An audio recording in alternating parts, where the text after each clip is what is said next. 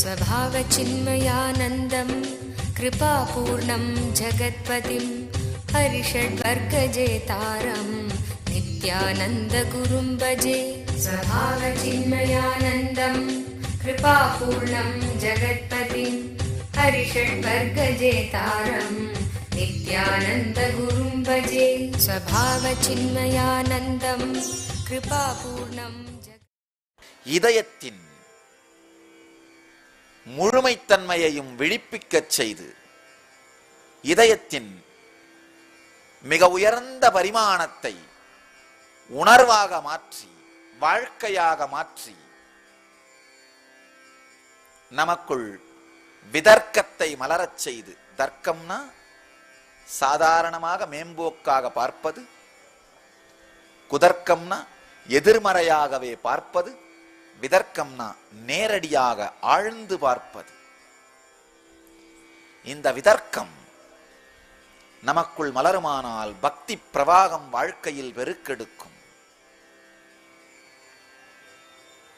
இந்த பக்தி பிரவாகத்தை நமக்குள் மலரச் செய்கின்ற நூல் ஸ்தோத்திரம். தான் உணர்ந்த பக்தி பிரவாகத்தை மற்றவர்களுக்கும் உள்ளும் மலரச் செய்கின்ற கருத்துக்களும் சத்தியங்களும் தான் ஸ்தோத்திரம். காலப்போக்கிலே மூளை சார்ந்த நபர்கள் மட்டுமே சமூகத்தில் அங்கீகரிக்கப்படுவதும், மூளை சார்ந்த நபர்கள் மட்டுமே எல்லா விதமான பதவிகளிலும் இருப்பதும் என மூளை சார்ந்த நபர்கள் அக்ரஸிவா இருப்பாங்க. நேச்சுரலா வெளி உலகம் அக்ரஸிவா இருக்கிறவர்கள் கண்ட்ரோல்ல தான் இருக்கும். அந்த அக்ரஸிவ்னஸோட எபிலிட்டியே, அக்ரஸிவ்னஸோட குணமே எல்லாவற்றையும் கட்டுப்பாட்டில் வைத்திருப்பது.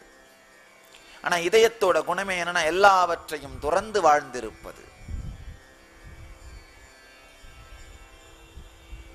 இந்த அக்ரஸிவ்னஸ தாண்டிய இதயம் சார்ந்த மக்கள் எதையும் தன் கட்டுப்பாட்டில் வைத்திருக்காததனால் இந்த இதயம் சார்ந்த சத்தியங்கள், ஸ்தோத்திரங்கள் ஏதோ ஒரு இரண்டாம் தரமான விஷயங்களாக மாறிவிட்டது.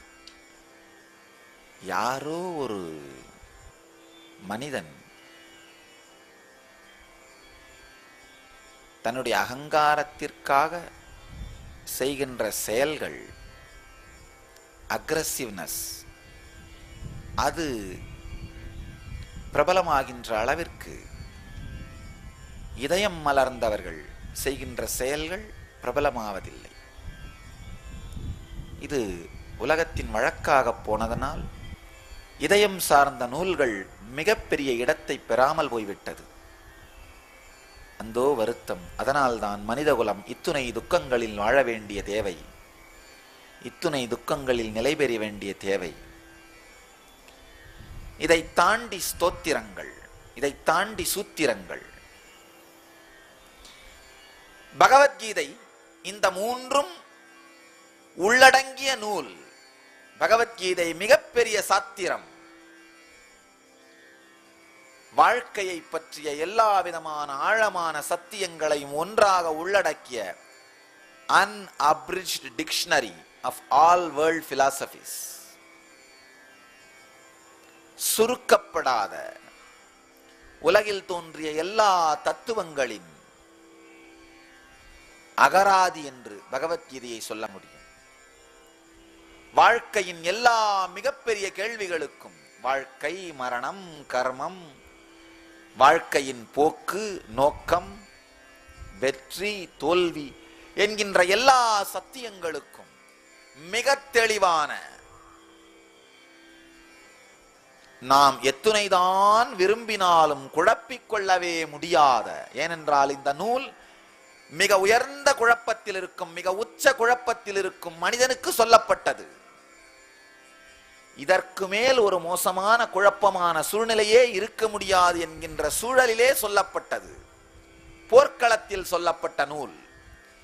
ஏதோ ஒரு காட்டிலே, இமயமலை குகையிலே, ஆழ்ந்த அமைதியிலே சொல்லப்பட்ட நூல் அல்ல. மிக உயர்ந்த குழப்பத்தில், மிக உச்சமான குழப்பத்தில், உச்சமான குழப்பமான சூழ்நிலையில் குழப்பமான மனோநிலையில் இருக்கின்ற மனிதனுக்கு சொல்லப்பட்டது. அதனால் வாழ்க்கையின் எல்லா குழப்பத்திற்கும், எல்லா மனிதர்களின் குழப்பத்திற்கும், எல்லா சூழல்களின் குழப்பத்திற்கும் மிக தெளிவான விடை இந்த நூலின் மூலமாக பகவான் நம்மோடு பகிர்ந்து கொள்ளுகின்றார். எல்லா வாழ்க்கையை பற்றிய கேள்விகளுக்குமான தெளிவான விடையோடு கூடிய சாத்திரம். அடுத்தது, படிக்கின்ற யாரையுமே தன்னுடைய அபரிமிதமான அன்பினாலும் கருணையினாலும், இந்த நூலை படிக்கும் பொழுது கிருஷ்ணனுடைய அபரிமிதமான கருணை, மீண்டும் மீண்டும் மீண்டும் இந்த அர்ஜுனன் அதே கேள்வியை கேட்டுக் கொண்டிருக்கின்றான். கட்டாயமா அர்ஜுனன் மாதிரி ஒரு சீடனை என்னால ஹேண்டில் பண்ண முடியுமா எனக்கு தெரியல. மீண்டும் மீண்டும் மீண்டும் அதே கேள்வி, வேறு வேறு வேறு வேறு வேறு கோணங்களிலே.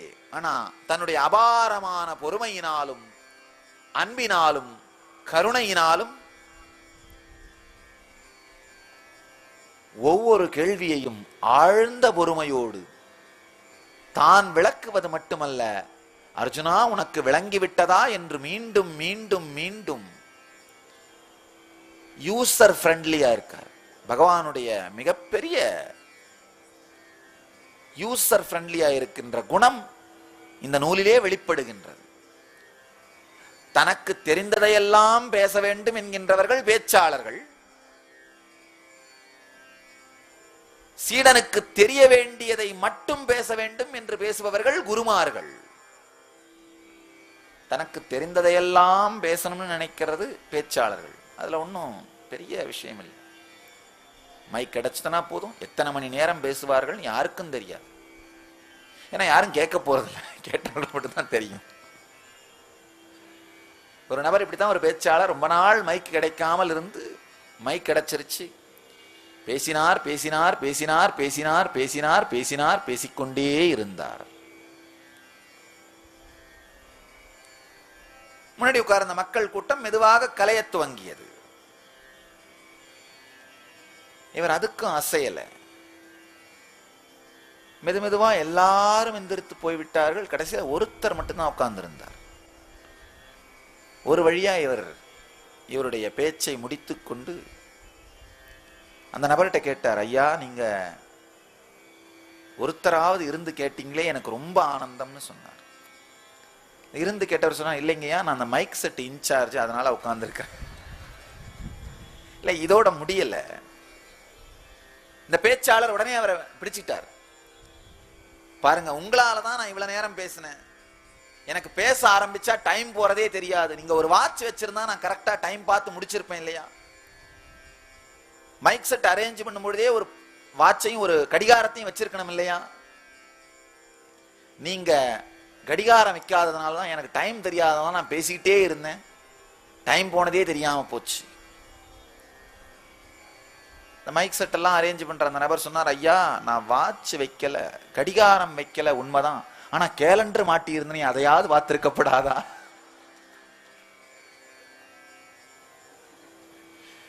தனக்கு தெரிந்ததையெல்லாம் பேசுகின்ற முறை வேறு, கேட்பவர்களுக்கு தேவையான மற்றதை மட்டும் பேசுகின்ற முறை வேறு. கிருஷ்ணன்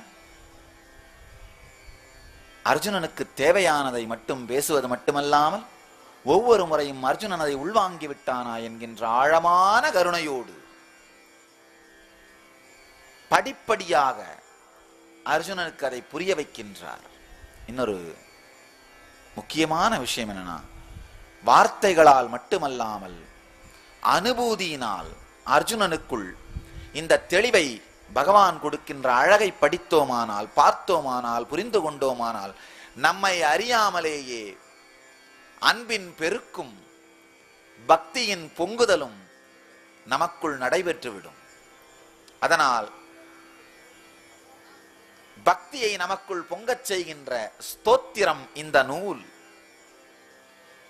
தனக்குள் நடந்த மிக உயர்ந்த ஆன்ம அனுபூதியை, ஜீவன் முக்தியை, அதனுடைய எல்லா பரிமாணங்களோடும் ஒரு பரிமாணமும் குறையாமல் ஒரு ஜீவன் முக்தன் எந்தெந்த பரிமாணங்களை வெளிப்படுத்துவானோ அதன் எல்லா பரிமாணங்களின் சத்தியத்தையும், ஒரு ஜீவன் முக்தன்னா அவனுக்கு வாழ்க்கையை பற்றிய தெளிவு இருக்கும், மரணத்தை பற்றிய தெளிவு இருக்கும், எப்பொழுதும் ஆனந்தம் இருக்கும், எதனாலும் சோர்வு வராத தெளிவு இருக்கும்.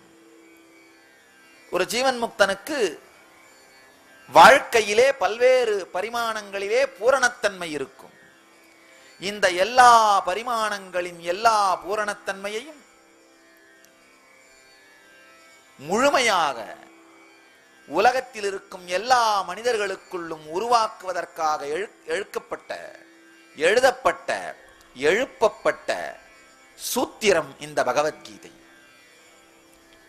நம்முடைய வேத பாரம்பரியத்திலே ஜீவன் முக்தியின் எல்லா பரிமாணத்தையும் எல்லா மன அமைப்புடைய மக்களுக்கும் அளிப்பதற்காக, எல்லா மன அமைப்புடைய மக்களுக்குள்ளும் உருவாக்குவதற்காக மிகப்பெரிய உள்ளுலக ஆராய்ச்சி நடந்திருக்கின்றது. மற்ற எல்லா மதங்களும் இனங்களும் ஆன்மீக குழுமங்களும் ஜீவன் முக்தியினுடைய ஏதாவது ஒரு பரிமாணத்தையோ இரண்டு பரிமாணத்தையோ மக்களுக்குள் உருவாக்குகின்ற விஞ்ஞானம். ஆனால் நம்முடைய வேத பாரம்பரியத்திலே ஆயிரக்கணக்கான ரிஷிமார்கள், ஆயிரக்கணக்கான குருமார்கள், ஆயிரக்கணக்கான ஞானிகள், சித்தர்கள், மகான்கள் உள்ளுலகத்திலே ஆராய்ச்சி செய்ததனால்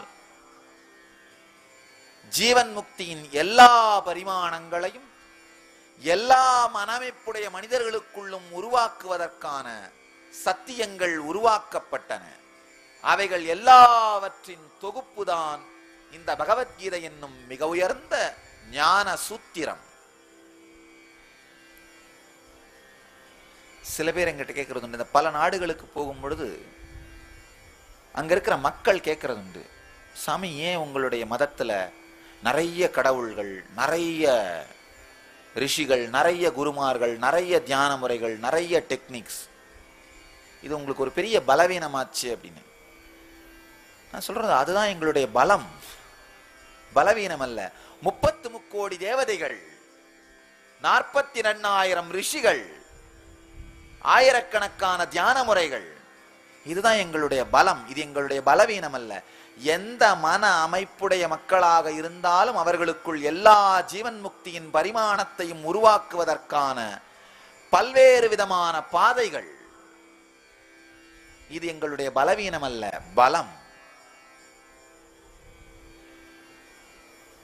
நம்முடைய தர்மத்திலே உருவான, வேத பாரம்பரியத்தில் உருவான ஒவ்வொரு ஞானியும், ஒவ்வொரு ரிஷியும், ஒவ்வொரு யோகியும், ஒவ்வொரு தெய்வீக பாரம்பரியமும் ஜீவன் முக்தியின் ஒவ்வொரு பரிமாணத்தை ஒவ்வொரு தரமான மக்களுக்குள்ளும் உருவாக்குவதற்காக உருவானவை.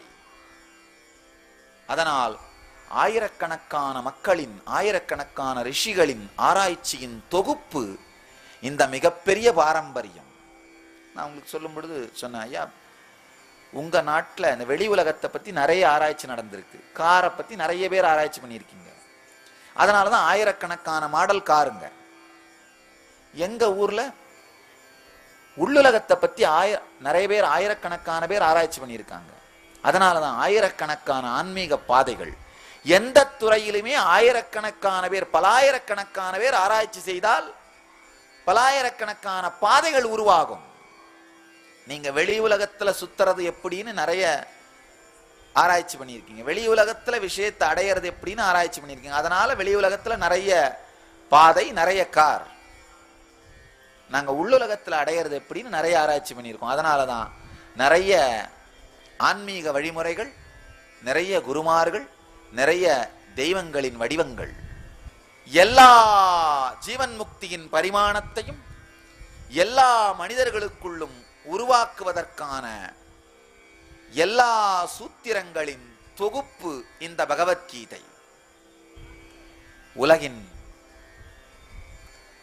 எல்லா மன அமைப்பு மனிதர்களுக்கும், இதுவரை வந்த மனிதர்கள் இப்பொழுது வந்திருக்கின்ற மனிதர்கள், இதற்கு மேல் வரப்போகின்ற மனிதர்கள் எல்லோருடைய மன அமைப்பிற்குள்ளும் ஜீவன் முக்தியின் எல்லா பரிமாணங்களையும் உருவாக்குவதற்காக எம்பெருமான் பகவான் ஸ்ரீகிருஷ்ணர் வகுத்து அளித்த எல்லா சூத்திரங்களின் சாரம் இந்த பகவத்கீதை.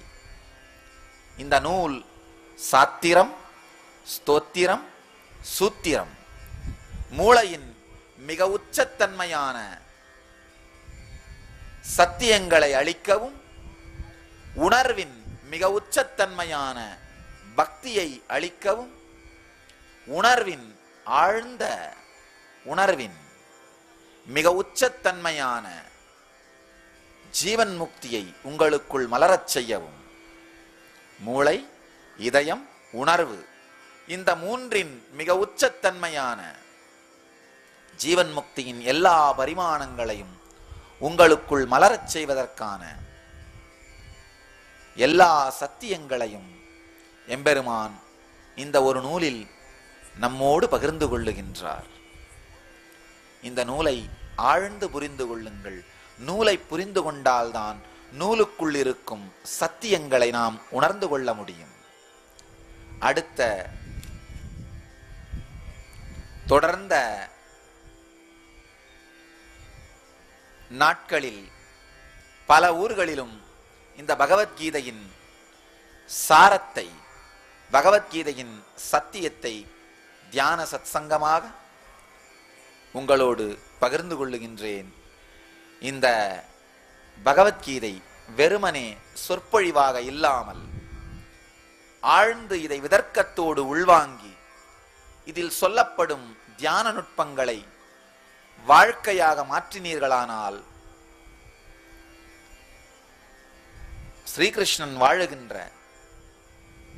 அவதார புருஷர்களை வாழ்ந்த என்ற வார்த்தையினால் நாம் சொல்வதில்லை, கடந்த காலத்திலே அவர்களை நாம் சொல்வதில்லை. ஏனென்றால் அவர்கள் இன்றும் வாழ்ந்து கொண்டிருக்கிறார்கள். ஸ்ரீகிருஷ்ணன் வாழுகின்ற மிக உயர்ந்த உச்ச உணர்வு நிலையான நித்யானந்த நிலை, ஜீவன் முக்த நிலை நமக்குள்ளும் மலரும். அதனால் இந்த மொத்த தியான சத்சங்கத்தையும் வெறும் வார்த்தையாக உள்வாங்காமல் வாழ்க்கையாக உள்வாங்குங்கள். இது கதை அல்ல, கவிதையும் அல்ல, அகவிதை. இது கதையும் அல்ல, கவிதையும் அல்ல, அகவிதை. எனவே இதை ஆழ்ந்து உள்வாங்குங்கள்.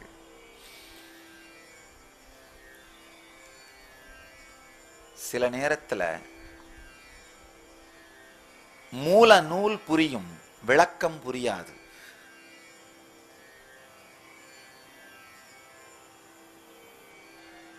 சூத்திரம் புரிஞ்சிரும், அதோட கமெண்ட்ரி புரியாது. காரணம் என்னன்னா, சூத்திரத்தை சொன்னவனுடைய உணர்விலே விளக்கத்தை சொல்லும் மனிதன் இல்லாமல் இருப்பதனால் ஏற்படும் பிரச்சனை. அதனால ஏற்படுற பிரச்சனை ஆழ்ந்து புரிந்து கொள்ளுங்கள். ஒரு டிரைவர் தன்னை டிரைவர்னு சொல்லிக்கிட்டாருன்னா அதுல பெருமை ஒண்ணுமே இல்லை. அவர் டிரைவர்னு சொன்னார்னா, அவருடைய அனுபவத்தை சொன்னார்னா, நீங்க தைரியமா அவர் ஓட்டுற வண்டியில் ஏறி உட்காருவீங்க. அதுக்காக அவருடைய தொழில் சொல்றார். அதே மாதிரி ஒரு லாயர், அவரை லாயர்னு சொன்னார்னா, அவருடைய அனுபவத்தை உங்களுக்கு சொன்னார்னா அது ஒன்றும் பெருமை இல்லை. அவரையும் அவருடைய தொழிலுடைய திறமையும் பற்றி உங்களுக்கு நீங்க தெரிஞ்சுக்கிட்டா தான் அவர் சொல்றதை நீங்க கேட்பீங்க. ஒரு டாக்டர், அவர் டாக்டர்னு சொன்னார்னா, அவருடைய அனுபவத்தை சொன்னார்னா அதுல ஒன்றும் பெருமை ஒன்றும் இல்லை. அதை தெரிஞ்சுக்கிட்டா தான், அதை அவர் சொன்னார்னா தான் அவர் கொடுக்குற மருந்தை நீங்க சாப்பிடுவீங்க.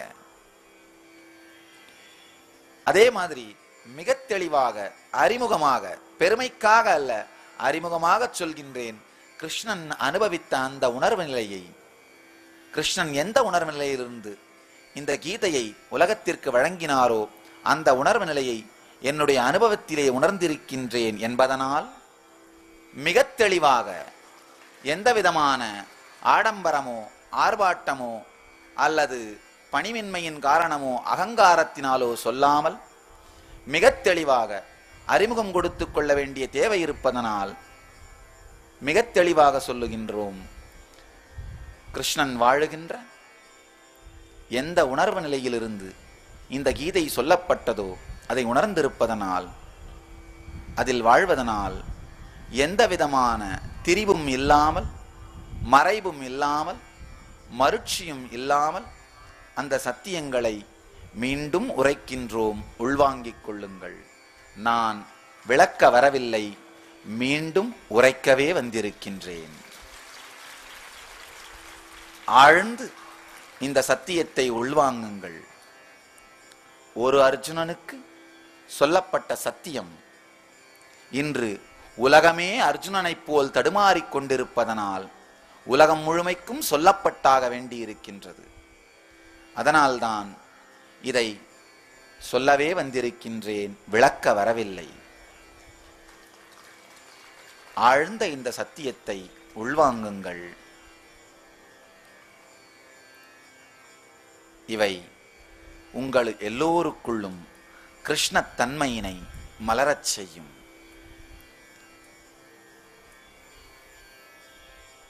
பகவான் ஸ்ரீகிருஷ்ணர் நூலை உங்களுக்கு அறிமுகப்படுத்தி விட்டோம், அல்லது அறிமுகப்படுத்த முயற்சியாவது செய்தோம். ஸ்ரீகிருஷ்ணனை அறிமுகப்படுத்தியாக வேண்டும். கிருஷ்ணனை அறிமுகப்படுத்தாமல் கீதைக்குள் செல்வது சாத்தியமே இல்லை.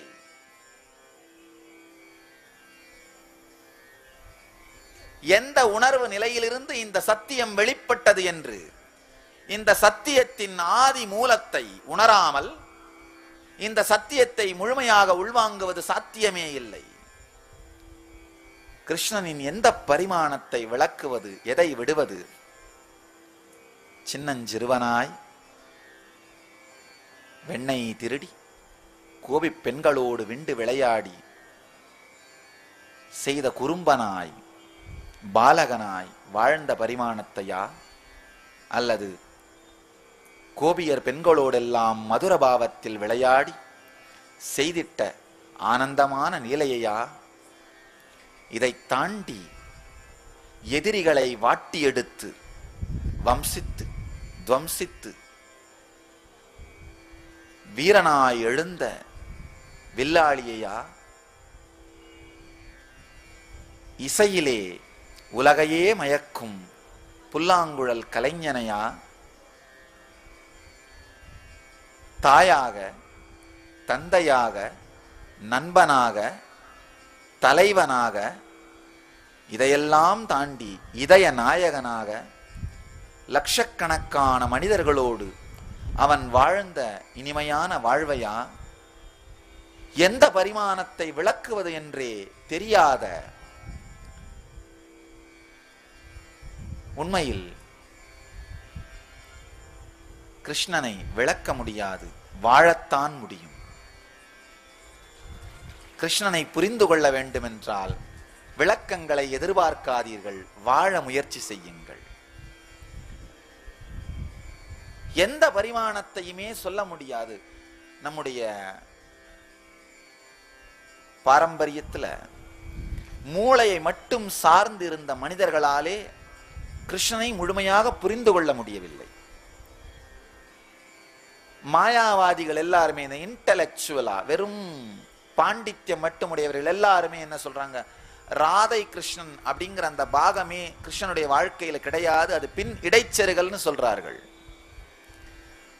வெறும் உணர்ச்சி வசம் மட்டும் பட்டவர்கள். கீதை கிருஷ்ணன்ற ஒரு பரிமாணம் கிருஷ்ணனுக்கு கிடையவே கிடையாது, அது இடைச்செருகல்னு சொல்றார்கள். கீதை கிருஷ்ணனும் ராதை கிருஷ்ணனும் ஒரு நபர்தான், ஒரு நபரின் பல்வேறு பரிமாணம் தான் உணர்றதுக்கே. அந்த உணர்வை வாழ்ந்தால் மட்டும்தான் புரிந்து கொள்ள முடியும். கீதை கிருஷ்ணனை மாதிரி இன்டெலெக்சுவலா இருக்கிறவங்களால ராதை கிருஷ்ணனை போல அன்பிலே கரைய முடியாது. ராதை கிருஷ்ணனை போல அன்பிலே கரைபவர்களுக்கு கீதை கிருஷ்ணனை போல இன்டெலெக்சுவலா இருக்க முடியாதுன்னு சமூகத்திலே ஒரு கருத்து நிலவுகின்றது. சாதாரண மனிதர்களாலே ரெண்டு பரிமாணத்தின் உச்சத்தையும் வெளிப்படுத்த முடியாது. நம்முடைய சக்தி முழுவதையும் தலை எடுத்துருச்சுன்னா கீதை கிருஷ்ணா மட்டும்தான் வாழ்வோம், ராதை கிருஷ்ணா இருக்க முடியாது. நம்ம சக்தி முழுவதையும் இதயம் மட்டுமே உறிஞ்சிருச்சுன்னா ராதை கிருஷ்ணா மட்டும்தான் இருப்போம், கீதை கிருஷ்ணா வாழ முடியாது.